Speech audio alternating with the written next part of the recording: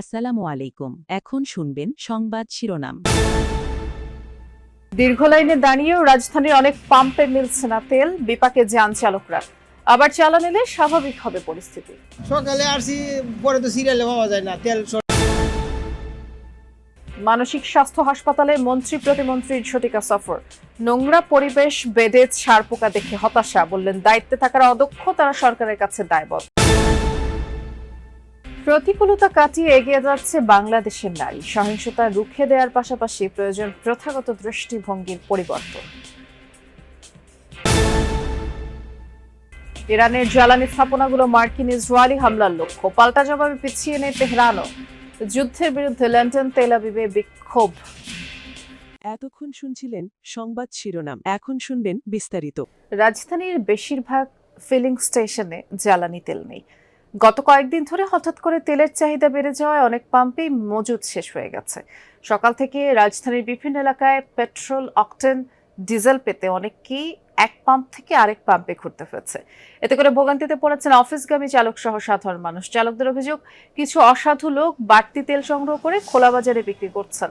অনেকেই সম্ভাব্য সংকটের আশঙ্কায় প্রয়োজনের তুলনায় বেশি তেল মজুত করায় পরিস্থিতি আরো জটিল হয়ে উঠেছে। এদিকে সংশ্লিষ্টরা বলছেন, গুজব অতিরিক্ত চাহিদার কারণে এই পরিস্থিতি। পাম্পগুলোতে জ্বালানি তেলের নতুন চালান আসতে নির্ধারিত পরিমাণে জ্বালানি তেল দেয়া হবে। কোথাও তেল পাচ্ছি না, সব জায়গায় বলে বন্ধ। আর ডিপুর যে গাড়ি আছে তেলের, ওরা বলতেছে ডিপুতেই তেল নেই, আমরা তেল করতে দেবে। গভর্নমেন্ট তো বলতেছে যে সংকট, মানে এতটা ক্রাইসিস না, কিন্তু পাম্পগুলো তো কোনো তেলই দিচ্ছে না। আমার চাহিদা আছে এখন আপনি 12,000-13,000 লিটার আমি ডেলি বেচতে পারবো। সেই ক্ষেত্রে আমি তেল পাইতেছি কত 9,000 লিটার। তা আমি আর 3,000 লিটার ঘাটতি কিভাবে পুরাবো? আর কিছু কিছু মোটর সাইকেল আছে, ওরা তেল লোড করে নিয়ে বাসা রেখে আবার আসছে, ওই তেলটা ঘাটতি পড়ে গেল না। এ পর্যায়ে আমরা পরিবাগ এলাকার ফিলিং স্টেশনের কি চিত্র সেটি জানবার চেষ্টা করব। সহকর্মী তানজিম শাফিন অপেক্ষা করছেন আমাদের জন্য। শাফিন, আপনি এই মুহূর্তে যে ফিলিং স্টেশনের সামনে আছেন, সেখানে যানবাহনের লম্বা লাইন দেখা যাচ্ছে। সবাই চাহিদা অনুযায়ী তেল পাচ্ছেন কিনা জানাবেন। রাজধানীর বেশিরভাগ পাম্পগুলোতে একই রকম চিত্র, একই রকম অবস্থা, যেখানে 2 থেকে 3 কিলোমিটার করে দীর্ঘ যানবাহনের সারি অপেক্ষমান। জাতীয় মানসিক হাসপাতাল পরিদর্শন করেছেন স্বাস্থ্যমন্ত্রী সরদার মোহাম্মদ সাখাওয়াত হোসেন। সকালে রাজধানীর জাতীয় মানসিক স্বাস্থ্য হাসপাতাল আকস্মিক পরিদর্শন করেন তিনি। এ সময় হাসপাতালের নানা অনিয়ম তার চোখে পড়ে। জাতীয় মানসিক হাসপাতালের নোংরা বিছানা, তেলাপোকা, ছারপোকা, স্বাস্থ্যকর পরিবেশ পর্যবেক্ষণ করে স্বাস্থ্যমন্ত্রী বলেন, এখানে যিনি সরকারের কাছে দায়বদ্ধ আছেন তিনি তার সঠিকভাবে দায়িত্ব পালন করতে পারছেন না। এ সময় স্বাস্থ্যমন্ত্রীর সাথে পরিদর্শনে গিয়েছেন স্বাস্থ্য প্রতিমন্ত্রী এম এ মুহিত। বলেছেন, দেশের সর্বোচ্চ প্রতিষ্ঠান হওয়ার পরও জাতীয় মানসিক স্বাস্থ্য হাসপাতালের লিডারশিপ সংকট রয়েছে, অব্যবস্থাপনা আছে। তবে দ্রুত সমস্যাগুলো সমাধান হবে বলে জানিয়েছেন মোহাম্মদ সাখাওয়াত হোসেন। আরও বলেছেন, এই হাসপাতালকে অন্য সকল হাসপাতালের চেয়ে একটু বেশি মানবিক হতে হবে। খাবারের মান, কলার সাইজ খুবই ছোট, এটা হওয়া উচিত না। এই মান, এটা আমরা দেখতেছি অনেক উন্নতি করার মতো স্পেস রয়েছে। ডাক্তাররা যে কজনকে জিজ্ঞেস করছে, অনেকে ঠিক মতো আসে নাই, পরে আসছে, অনেকে হয়তো ঠিক মতো আসছে, কতজন আছে এটা এখন আমরা দেখব। লিডারশিপের অভাবে কিছু অব্যবস্থাপনা তৈরি হয়েছে। আমরা উপরতলায় দেখেছি রোগীদের ইনডোরে ব্যবস্থাটা গ্রহণযোগ্য পর্যায়ে নাই, সেটার ব্যাপারে আমরা দ্রুত ব্যবস্থা গ্রহণ করতে বলেছি। রাজধানীর শহীদ সোহরাওয়ার্দী হাসপাতালে দালাল বিরোধী বিশেষ অভিযান পরিচালনা করছে র্যাব সহকর্মী রাব্বি সিদ্দিকী। এ বিষয়ে খোঁজ খবর রাখছেন। রাব্বি, আমাদেরকে একটু এই অভিযানের বিষয়ে বিস্তারিত করে জানাবেন, কি চলছে সোহরাওয়ার্দী হাসপাতালে? সোহরাওয়ার্দী হাসপাতালে দালালরা রোগীদের সাথে অনেক ধরনের প্রতারণা করে থাকে, যে অভিযোগটা অনেক পুরনো, এবং সেই দালালদের ধরতেই কিন্তু র্যাবের এই অভিযান।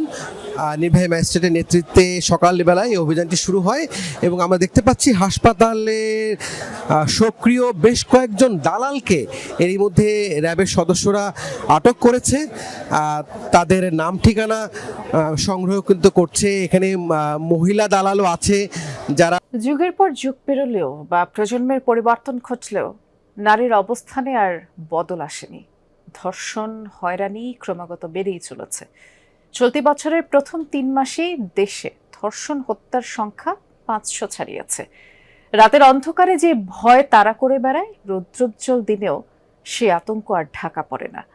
কন্যা সন্তান যাদের ঘরে, আতঙ্কের দিন কাটছে সেসব বাবারও। আর পুত্র সন্তানের অভিভাবকরাও বলছেন, শৈশব থেকেই ছেলেকে শেখাবেন নারীকে সম্মান দেওয়ার বিষয়টি, তাহলে যদি ভবিষ্যৎ পরিবর্তিত হয়। ড্যানিয়েল আর সিয়াম ক্লাসে যাওয়ার পথে মাঝে মাঝে ক্ষণিকের যাত্রা বিরতি দেয় এখানে। কোলাহলে পূর্ণ শহর আর বাস্তবিকতার সব ভার কিছুক্ষণের জন্য ভুলে একটু শান্তির খোঁজ। আচ্ছা, দিনের আলো ফুরলেও কি শহরটিকে ভয় করে চলে তারা? আমি রাতের বেলা যখন বের হই, চুরি, ডাকাতি, ছিনতাই, এছাড়া কিশোর গ্যাংয়ের দৈরত্ব বিষয় সম্পর্কেও আমি সচেতন থেকে বের হতে হয়। ছিনতাই এটাই আসলে মূল বিষয়। একই মানসিক তৃপ্তির খোঁজে এই জায়গাটিতে বসে ইশরাত। ড্যানিয়েল আর সিয়ামের মতো দিনের আলোয় একা বসলেও আর চোখের চাহনিতে বিদ্ধ হয় তার প্রতিটি মুহূর্ত। সূর্য ঢলে পড়লে নানান শঙ্কার সঙ্গে যুক্ত হয় অতিরিক্ত আরও একটি ভয়, আর এই ভয় শুধুই তার পরিচয়ের জন্য।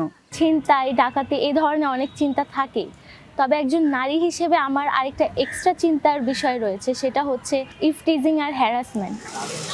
অবশ্য শঙ্কাহীন শৈশবে এসবের কোনো কিছুরই আঁচ লাগেনি ছোট্ট এই প্রাণে। তবে কন্যা শিশু হয়ে জন্মানোর ভারের কথা জানেন তার বাবা মা, তাই আগলে রাখতে হয় প্রতিটি সময়। সাম্প্রতিক ঘটনাগুলো ভীষণভাবে মানসিক পীড়ার কারণ হয়ে দাঁড়িয়েছে, জানান সেই কথাও। কর্মজীবনে থেকেও কিন্তু আমাদের ওখান থেকেও কিন্তু একটা টেনশন অল টাইম কাজ করে যে আমার বাচ্চাটা নিরাপদে সেখানে গেল কিনা, সেখান থেকে বাসায় পৌঁছালো কিনা, বাইরে এসে স্কুল কলেজে গেছে।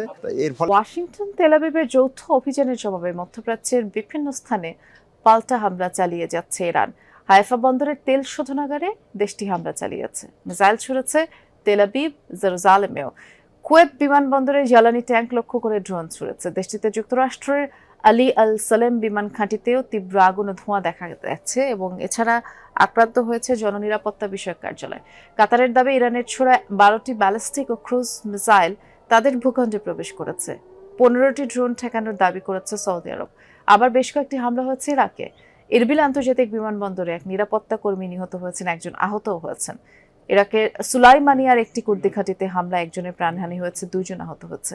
দেশটির কুর্দি অধ্যুষিত উত্তরাঞ্চলে নিরাপত্তা বাহিনী পেশমার্গের ঘাঁটিতে হামলা হয়েছে। এছাড়াও আক্রান্ত হয়েছে জাতিসংঘ ভবন। ইরানের গার্লস স্কুলে বিমান হামলার পেছনেই ইরানেরই হাত রয়েছে বলে দাবি করেছেন মার্কিন প্রেসিডেন্ট ডোনাল্ড ট্রাম্প। শনিবার সাংবাদিকদের প্রশ্নের জবাবে তিনি বলেছেন, হামলার ভিডিও দেখে তিনি নিশ্চিত হয়েছেন এটি ইরানের পক্ষ থেকেই করা হয়েছে। নিম্নমানের গোলাবারুদ ব্যবহার করে ভুলবশত নিজেদের স্থাপনায় হামলা চালিয়েছে ইরান। এই ঘটনাটি নিয়ে তদন্ত চলমান বলে জানান মার্কিন যুদ্ধমন্ত্রী পেট হেগসেথ।